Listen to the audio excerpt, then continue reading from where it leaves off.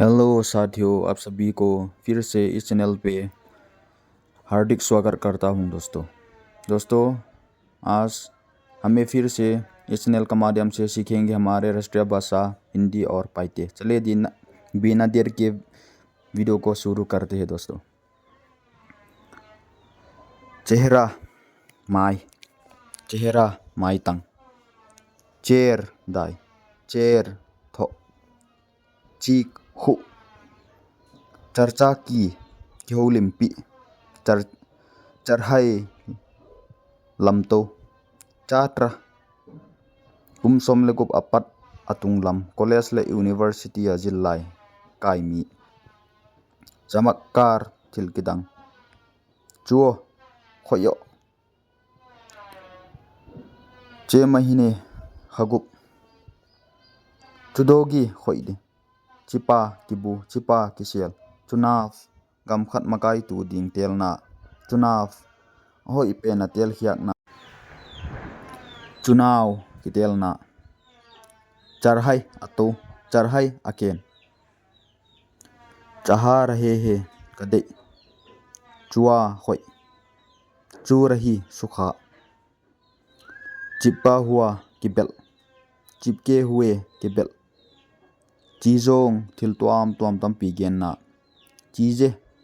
thil jar khat tam pi gen na chara hi he ut char hi he de char hi he na ut char hi he na de chunotia boy hwai thilte chaungi ut chaungi de chahe ade ile chahe out le chatai phek chaku temtazum charchai holim na te charcha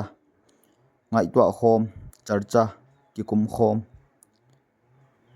chacha ji gang chacha ji puneu chacha ji paneu chacha ji papi chachi ji ni chachi ji nungak nute sangam numei chak chok chamach si keu neu chabi tala kalna le hek hongna chata niliap chata vaipho chil lai leng chil le khaleng chianti mixi chita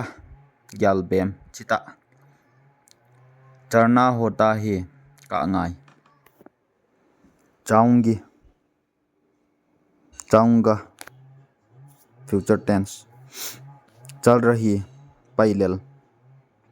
charche ke holim na chune gai tel khiak hita chalaya he chahiye nge ding oimo chakkar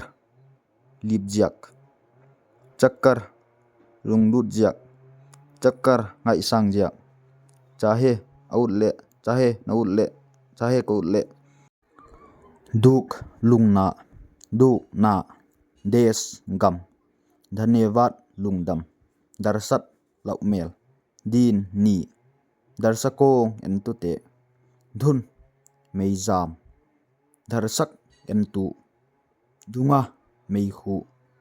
dusman galmi dusri adang khat dusri adang dusre atuam khat dosto lomte dhuk nisa sa देश भक्ति गम ngai na